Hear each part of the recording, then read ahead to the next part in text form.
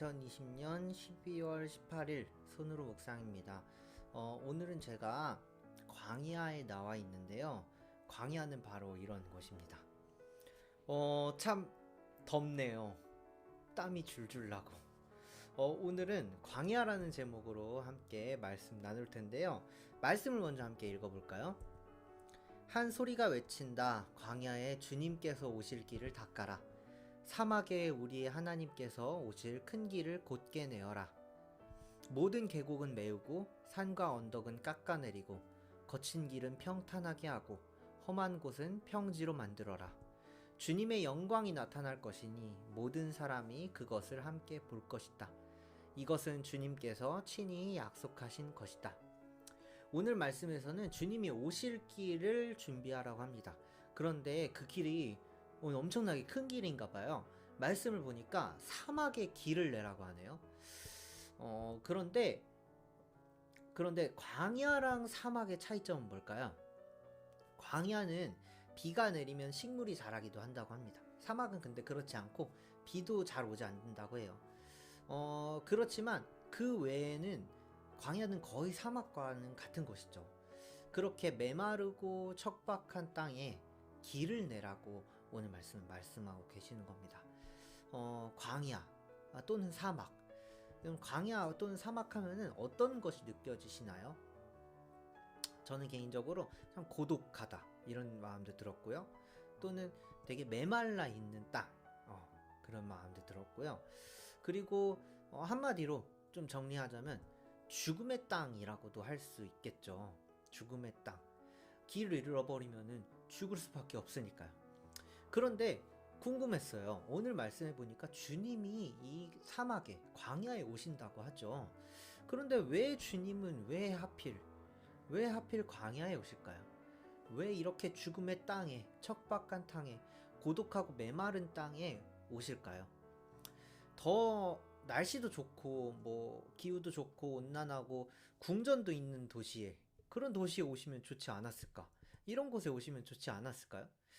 그런 생각을 좀 해봤습니다. 그런데 하나님은 광야에 나타나신다고 합니다. 그리고 그 영광이 광야에 나타나서 모든 사람이 주님의 영광을 볼 수 있게 될 것이라고 오늘 말씀에 예언합니다. 여기서 본다라는 이 단어의 어원을 찾아보면요, 라우라는 단어예요. 근데 이 라우라는 단어는 몸소 체험하다 라는 뜻이 있습니다. 경험하다 라는 뜻이 있습니다. 그리고 이 말씀처럼 그 영광을 보게 될 것이야 라는 이 예언처럼요, 예수님이 이 땅에 찾아오셨죠. 그리고 죽을 수밖에 없던 죄의 땅, 사막과 광야와도 같던 이 땅에 예수님이 찾아오신 겁니다. 그리고 본다, 라우, 몸소 체험하다 이 단어처럼요, 우리가 몸소 예수님을 눈으로 보고 느끼고 만지고 체험하게 하셨죠. 이 예언의 말씀이 이루어진 것입니다. 오늘 말씀을 함께 나누며 기억하며 돌아보게 되었습니다. 나의 마음이 이렇게 광야 같은 마음이 있었는지, SNS에는 단톡방에는 또 누군가와 대화를 나눌 때에는 풍요로운 땅인 것처럼 그렇게 하지만, 그러나 내 마음을 깊이 돌아보니 제 마음이 광야 같을 때가 있더라고요. 내 마음에 깊게 파여져 있는 계곡들, 그리고 내 마음에 높이 올라가 있는 산과 언덕들, 내 마음에 거친 길들, 이것들이 있더라고요. 이것들을 발견하게 되었습니다. 그렇게 말씀 앞에, 하나님의 영광 앞에 내 광야를 비춰보게 되었습니다. 광야를 또 생각해 보니까 광야는 지금 보이시는 이것처럼 이렇게 탁 트여 있죠. 어디에 숨으려고 해도 숨을 수가 없습니다. 다 보이는 곳입니다. 근데 이곳에서 하나님의 영광이 비추면은 우리의 마음이, 우리의 광야가 다 비쳐 보이게 되는 것이죠.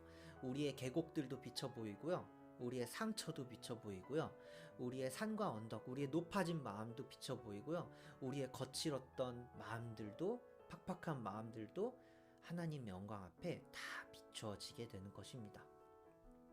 오늘 말씀은 그런데 이런 계곡들과 산과 언덕과 거칠 길들을 어떻게 하라고 말씀하냐면요. 4절을 함께 다시 한번 읽어보도록 하겠습니다.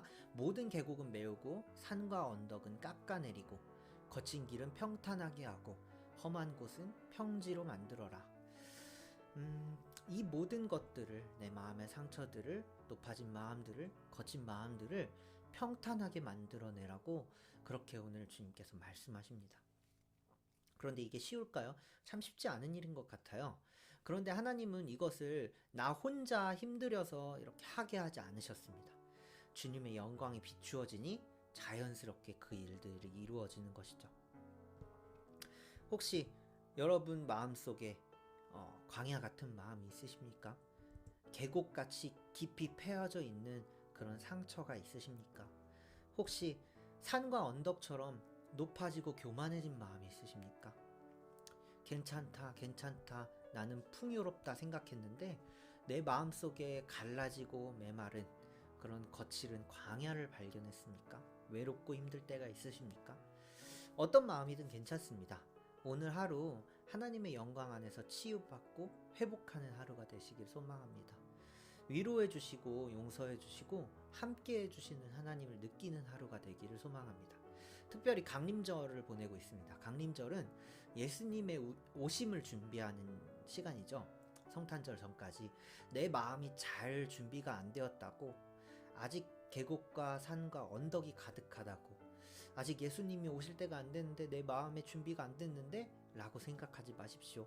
예수님은 풍요로운 땅, 이미 다 준비되어서 풍요롭게 가꾸어진 땅이 아니라 광야, 사막에 찾아오시는 분이십니다. 그리고 광야를 풍요로운 땅으로 만들어주시는 분이시지요.